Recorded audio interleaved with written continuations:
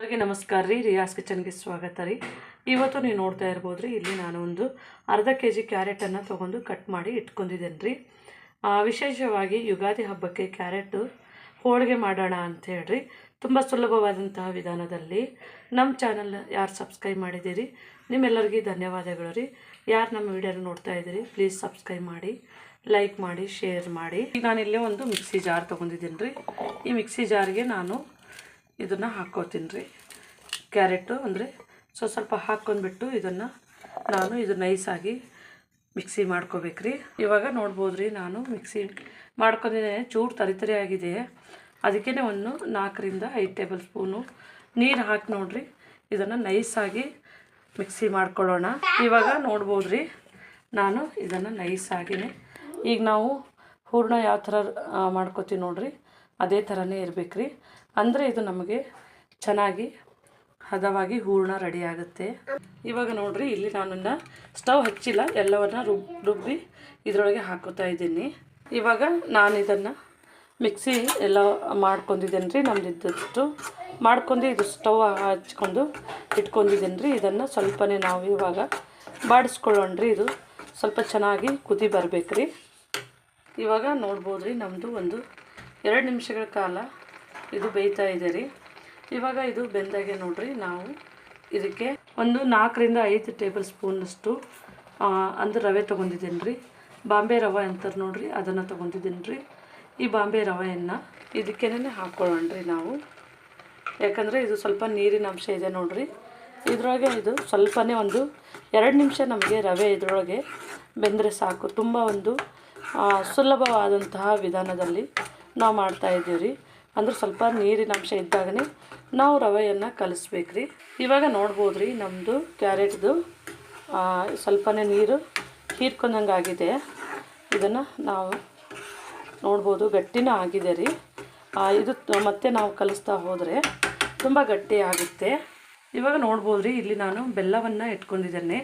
ಅಂದರೆ ಈ ಬೌಲಲ್ಲಿ ನಮಗೆ 1/4 ಬೌಲ್ ಆಗಿತ್ತು. ಹಾಗಾಗಿ ಇದೆಲ್ಲ ಒಂದು ಸ್ವಲ್ಪ ನಾನು ಇಷ್ಟನ್ನು ಬೆಲ್ಲ ತೊಗೊಂಡಿದ್ದೇನೆ, ಒಂದು 3/4ನಷ್ಟು. ನಿಮಗೆ ರುಚಿ ನೋಡಿ ಹಾಕ್ಕೋಬೋದು ರೀ. ನಾನಿವಾಗ ಬೆಲ್ಲವನ್ನು ಹಾಕಿ, ಬೆಲ್ಲ ಹಾಕಿದಾಗೆ ನೀರನ್ನು ಬಿಟ್ಕೊಳ್ಳುತ್ತೆ ರೀ. ಹಾಗಾಗಿ ಇದನ್ನು ಚೆನ್ನಾಗಿ ನಾವು ಮಿಕ್ಸ್ ಮಾಡೋಣ. ಇದನ್ನು ಬೆಲ್ಲ ಪೂರ್ತಿ ಕರಗಬೇಕು ರೀ. ನಮಗೆ ಹೂರಣ ಯಾವ ಥರ ಬರ್ತದೆ ನೋಡಿರಿ ಆ ಥರ ಬರಬೇಕು. ಇದನ್ನು ನೋಡ್ಬೋದು, ನೀರು ಬಿಡ್ತಾ ಇದೆ. ಇದು ನೋಡಿರಿ, ಸ್ವಲ್ಪ ಸ್ಲೋ ಫ್ಲೇಮ್ನಲ್ಲೇ ಇಟ್ಟು ನಾವಿದನ್ನು ಚೆನ್ನಾಗಿ ಈ ಥರನೇ ಬಾಡಿಸ್ಕೋಬೇಕು ರೀ. ಅಂದ್ರೆ ಸ್ವಲ್ಪ ನಮ್ಮದು ನೀರಿನ ಅಂಶ ಕಮ್ಮಿ ಆಗಿದೆ, ಇನ್ನೂ ಸ್ವಲ್ಪ ಬೆಲ್ಲ ಉಳ್ಕೊಂಡಿದೆ ರೀ. ಹಾಗಾಗಿ ಇದನ್ನು ತಳ ಹಿಡಿಲಿಕ್ಕೆ ಬಿಡಬಾರ್ದು ರೀ. ಅಂದರೆ ಇದು ಸ್ವಲ್ಪ ನಾವು ಸ್ಲೋ ಫ್ಲೇಮ್ನಲ್ಲೇ ಇಟ್ಟು ಈ ಥರನೇ ನಾವು ತಿರುಗಿಸ್ಬೇಕು. ಇವಾಗ ನೋಡ್ಬೋದು ರೀ, ಇಲ್ಲಿ ನಾನು 1 ಬೌಲ್ನಷ್ಟು ಗೋಧಿ ಹಿಟ್ಟನ್ನು ತೊಗೊಂಡಿದ್ದೀನಿ ರೀ. ಇವಾಗ ಹಿಟ್ಟನ್ನು ನಾವು ಕಲಿಸ್ಕೊಳ್ಳೋಣ. ಇವಾಗ ನೋಡ್ಬೋದು ರೀ, ನಾನಿಲ್ಲೊಂದು ಸ್ವಲ್ಪನೇ 1/4 ಕಪ್ನಷ್ಟು ಮೈದಾ ಹಿಟ್ಟನ್ನು ತೊಗೊಂಡಿದ್ದೀನಿ ರೀ. ಯಾರು ಬೇಕಿದ್ರು ರವೆ ಹಾಕೋದಿದ್ರೆ ರವೆ ಹಾಕ್ಕೋಬೋದು ರೀ. ನಾನು ಮೈದಾ ಹಿಟ್ಟನ್ನು ಹಾಕ್ಕೊಂಡಿದ್ದೇನೆ. ಇದಕ್ಕೇ ನೋಡಿರಿ, ರುಚಿಗೆ ತಕ್ಕಷ್ಟು ಉಪ್ಪನ್ನು ಸಹ ಹಾಕ್ತಾಯಿದ್ದೇನೆ. ಇವಾಗ ನೋಡಿರಿ, ನಾವು ಉಪ್ಪು ಮತ್ತು ಮೈದಾ ಹಿಟ್ಟು, ಗೋಧಿ ಹಿಟ್ಟು ಎರಡನ್ನು ಚೆನ್ನಾಗಿ ಈ ಥರನೇ ಮಿಕ್ಸ್ ಮಾಡಬೇಕು ರೀ. ನಮ್ಮದು ಹಿಟ್ಟೆಲ್ಲ ಚೆನ್ನಾಗಿ ಮಿಕ್ಸ್ ಆಗಬೇಕು. ಹಾಗಾಗಿ ಇದನ್ನು ಮಿಕ್ಸ್ ಮಾಡ್ಕೊಳ್ಳೋಣ. ಇವಾಗ ನೋಡಿರಿ, ಇದಕ್ಕೇ ನಾನು ಒಂದು 2 ಟೇಬಲ್ ಸ್ಪೂನಷ್ಟು ಆಯಿಲನ್ನು ಹಾಕ್ಕೊಂಡಿದ್ದೇನೆ ರೀ. ಇವಾಗ ಇದನ್ನು ಚೆನ್ನಾಗಿ ನಾವು ಮಿಕ್ಸ್ ಮಾಡ್ಕೊಳ್ಳೋಣ ರೀ. ನಮ್ಮ ಹಿಟ್ಟಿನಲ್ಲಿ ಸ್ವಲ್ಪನೇದು ಆಯಿಲು ಚೆನ್ನಾಗಿ ಈ ಥರನೇ ಹೊಂದ್ಕೋಬೇಕು ನೋಡಿರಿ. ಈ ಥರ ಹೊಂದ್ಕೊಂಡಾಗೆ ನಾವು ಇದಕ್ಕೆ ನೋಡಿರಿ ಸ್ವಲ್ಪನೇ ನೀರು ಹಾಕಿಬಿಟ್ಟು, ತುಂಬ ಲೂಸ್ನು ಬೇಡ, ತುಂಬ ಗಟ್ಟಿಗೂ ಬೇಡ್ರಿ. ನೋಡಿ ನಾವು ಹಾಕ್ಕೋಬೇಕು ರೀ. ಸ್ವಲ್ಪ ನೀರು ಹಾಕಿ ಚೆನ್ನಾಗಿ ಕಲಿಸ್ಬೇಕು. ಇವಾಗ ನೋಡ್ಬೋದು ರೀ, ನಮ್ಮದು ಹಿಟ್ಟು ಸ್ವಲ್ಪನೇ ಗಟ್ಟಿನೇ ಇಟ್ಟೀನಿ ರೀ. ಅಂದರೆ ಇದು ಸ್ವಲ್ಪ ಚೆನ್ನಾಗಿ ಕಲಿಸ್ಕೊಂಡ್ರೆ ನಮಗೆ ಹಿಟ್ಟು ಚೆನ್ನಾಗಿ ಹದವಾಗಿ ಬರುತ್ತೆ ರೀ.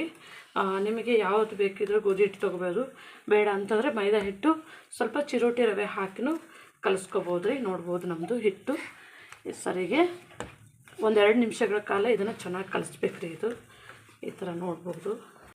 ಒಂದು 2 ನಿಮಿಷಗಳ ಕಾಲ ಇದನ್ನು ಚೆನ್ನಾಗಿ ಸ್ವಲ್ಪ ಕಲಿಸಿದ್ದೀನಿ ರೀ. ಇದು ತುಂಬ ನಮಗೆ ನೋಡ್ಬೋದು ಸ್ವಲ್ಪ ಸಾಫ್ಟ್ ಆಗಿದೆ. ನಮಗೆ ಈ ಥರ ಪ್ರೆಸ್ ಮಾಡಿದ್ರೆ ಈ ಥರ ಸಾಫ್ಟ್ ಕಾಣುತ್ತೆ ರೀ. ಇದನ್ನು ಕಲಿಸ್ಬಿಟ್ಟು ಒಂದು 10 ರಿಂದ 15 ನಿಮಿಷಗಳ ಕಾಲ ಇದನ್ನು ನಾವು ಮುಚ್ಚಿ ಇಡಬೇಕು ರೀ. ತಪ್ಪಲೆ ಇವಾಗ ನೋಡ್ಬೋದ್ರಿ, ಇಲ್ಲೊಂಚೂರು ಉಪ್ಪು ಹಾಕಿದ್ದೀನಿ ನಾನು.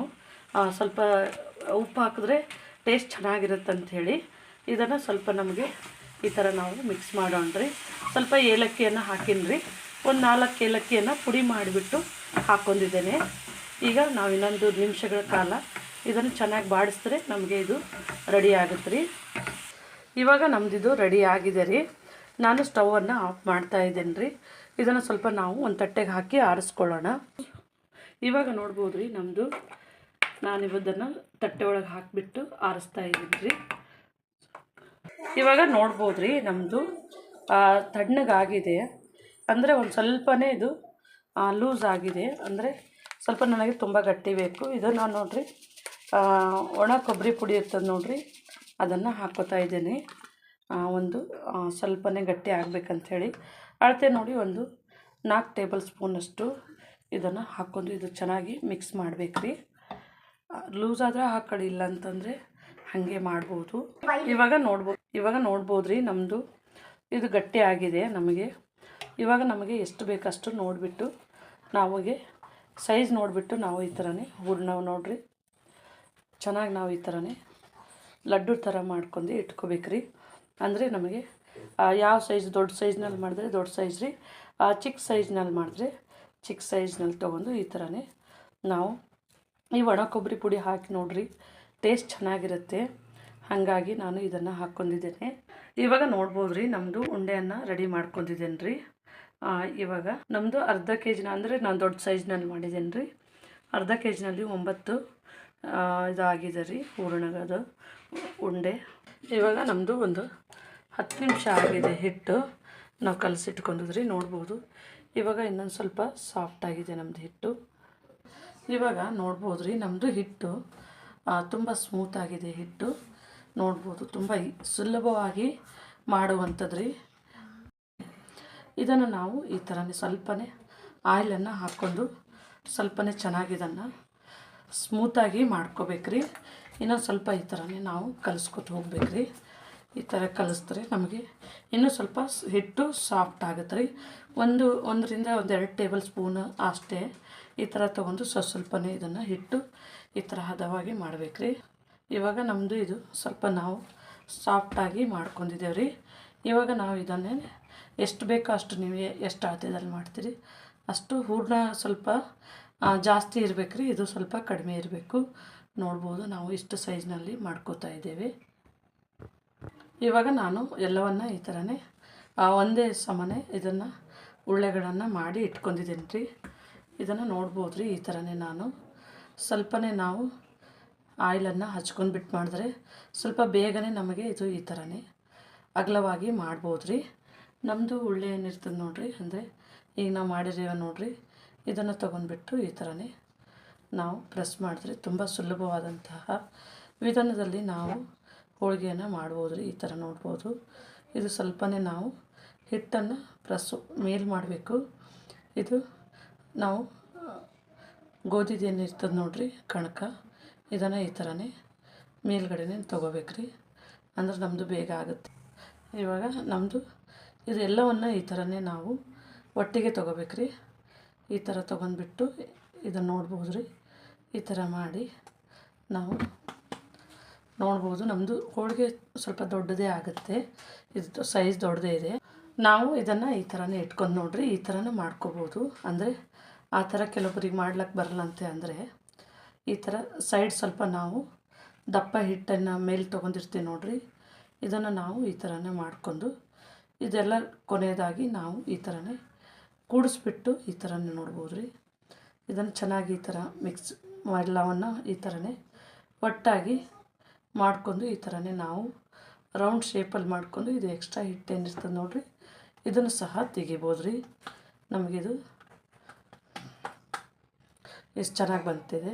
ಇವಾಗ ನೋಡ್ಬೋದು, ನಾನು ಇದನ್ನು ಒಂದು ಪ್ಲಾಸ್ಟಿಕ್ ಕವರನ್ನು ಇದನ್ನು ನಾನು ಈ ಥರ ರೌಂಡ್ ಶೇಪ್ನಲ್ಲಿ ಕಟ್ ಮಾಡ್ಕೊಂಡಿದ್ದೇನೆ ರೀ. ಇವಾಗ ನಾವು ಮಾಡಿಟ್ಕೊಂಡಿರುವಂಥದ್ದು ಇದ್ರ ಮೇಲೆ ಇಟ್ಕೊಂಡು ನಾವು ಲಟ್ಟಿಸಣ್ರಿ. ಇವಾಗ ನೋಡ್ಬೋದು ರೀ, ನಾವು ಇದನ್ನು ಚೆನ್ನಾಗಿ ಎಲ್ಲ ಹಚ್ಕೋದು ಬೇಡ್ರಿ, ಜಸ್ಟ್ ಈ ಥರ ಸ್ಪ್ರೆಡ್ ಮಾಡ್ಕೊಂಡ್ರೆ ಸಾಕು. ತುಂಬ ಹೈ ಫ್ಲೇಮ್ ಇಡಬೇಡ್ರಿ, ಅಷ್ಟೇ ಮೀಡಿಯಮ್ ಫ್ಲೇಮ್ನಲ್ಲಿ ಇಡಬೇಕು, ಸ್ಲೋ ಫ್ಲೇಮ್ನಲ್ಲಿ. ಇವಾಗ ನೋಡ್ಬೋದು ರೀ ನಮ್ಮದು ಲಟ್ಟಣಿಗೆಗೂ ಸ್ವಲ್ಪ ಆಯಿಲ್ ಹಚ್ಕೊಂಡಿದ್ದೇವೆ ರೀ, ಮತ್ತು ಲಟ್ಟಣಿಗೆಗೂ ಕೂಡ ಸ್ವಲ್ಪ ಹಚ್ಕೊಂಡಿದ್ದೇವೆ ರೀ. ಯಾಕಂದರೆ ಗೋಧಿ ನಮಗೆ ಆರೋಗ್ಯಕ್ಕೆ ತುಂಬ ಒಳ್ಳೇದು ನೋಡಿರಿ. ಹಾಗಾಗಿ ಇದನ್ನು ಸ್ವಲ್ಪನೇ ನಾವು ಸಾಮಾನ್ಯ ತೊಗೊಂಡು ಈ ಥರ ಮಾಡ್ಕೋಬೇಕು ರೀ. ತುಂಬ ಚೆನ್ನಾಗಿ ಬರುತ್ತೆ, ಅಂದರೆ ಸುಲಭವಾಗಿ ಮಾಡುವಂಥದ್ದು ರೀ. ಒಂದು ಅರ್ಧ ಗಂಟೆನಲ್ಲಿ ಈ ಒಂದು ಹೋಳಿಗೆ ರೆಡಿ ಮಾಡ್ಬೋದು. ಇವಾಗ ನೋಡ್ಬೋದು ರೀ, ಈ ಥರ ಸೈಡ್ನಲ್ಲಿ ಸ್ವಲ್ಪ ದಪ್ಪ ಬಂದರೆ ನೋಡಿರಿ, ಇದನ್ನು ಈ ಥರ ನಾವು ಕವರ್ ಮಾಡ್ಕೋಬೋದು ರೀ. ಅಂದರೆ ನಮಗೆ ಒಂದೇ ಸಮಾನೆ ಚೆನ್ನಾಗಿ ಹೋಳಿಗೆ ಬರುತ್ತೆ ನೋಡ್ಬೋದು ರೀ. ಇವಾಗ ನಮ್ಮದು ರೆಡಿ ಆಗಿದೆ. ಇವಾಗ ನೋಡ್ರಿ ನಮ್ಮದು ದೊಡ್ಡದಾಗಿಯೇ ಹೋಳಿಗೆ ನಮ್ಮದು ರೆಡಿ ಆಗಿದೆ ರೀ. ಇದನ್ನು ನಾವು ತೆಗೆದು ಹಾಕ್ಕೊಳ್ಳೋವನ್ನು ಬಿಸಿ ಆಗಿದೆ ರೀ. ನಾವು ಲಟ್ಟಿಸ್ಕೊಂಡಿರುವಂತಹ ಹೋಳಿಗೆಯನ್ನು ಈ ಥರನೇ ಹಾಕ್ಕೊಳ್ಳೋಣ. ಇದು ಸ್ವಲ್ಪನೇ ಬಿಸಿ ಆದಮೇಲೆ ಇದನ್ನು ನಾವು ಈ ಥರನೇ ನೋಡ್ಬೋದು ರೀ. ಸ್ವಲ್ಪನೇ ನಾವು ಬಿಡಿಸ್ಕೊಂಡು ಈ ಥರ ಎತ್ತಿದರೆ ನೋಡಿರಿ, ತುಂಬ ಒಂದು ಚೆನ್ನಾಗಿ ಬರುತ್ತದೆ ಹೋಳಿಗೆ. ಇವಾಗ ನೋಡ್ಬೋದು ರೀ, ನಮ್ದು ಇನ್ನೊಂದು ಹೋಳಿಗೆ ರೆಡಿ ಮಾಡಿದ್ದೇನೆ. ಇದು ಹೋಳಿಗೆ ನೋಡಿರಿ ಬೆಂದಿದೆ, ಇದು ಕಲರ್ ಚೇಂಜ್ ಆಗಿದೆ. ನಾವು ಇದನ್ನು ಈ ಥರನೇ ಹಾಕ್ಕೊಳ್ಳೋಣ್ರಿ. ಇದಕ್ಕೇ ನೋಡಿರಿ ಸ್ವಲ್ಪನೇ ನೀವು ಬೇಕಾದದ್ದು ಆಯಿಲ್ ಹಾಕ್ಬೋದು, ತುಪ್ಪ ಹಾಕ್ಕೋಬೋದು ರೀ. ನೋಡ್ಬೋದು ಚೆನ್ನಾಗಿ ನಮ್ಮದು ಹೋಳಿಗೆ ಊದ್ಕೊಂಡು ಬರ್ತಾಯಿದೆ. ಇವಾಗ ನೋಡ್ಬೋದು ರೀ ಚೆನ್ನಾಗಿ ನಮ್ಮದು ಊದ್ಕೊಂಡು ಬಂದಿದೆ. ನಾನು ಇದನ್ನು ಈ ಕಡೆನೂ ಟರ್ನ್ ಮಾಡಿ ಹಾಕ್ಕೋತೀನಿ ರೀ. ತುಂಬ ಹೈ ಫ್ಲೇಮ್ ಇಡಬಾರ್ದು ರೀ. ಇವಾಗ ನೋಡಿರಿ ಇದಕ್ಕೇ ನಾವು ಸ್ವಲ್ಪನೇ ಆಯಿಲನ್ನು ಹಚ್ಕೊಳ್ಳೋಣ.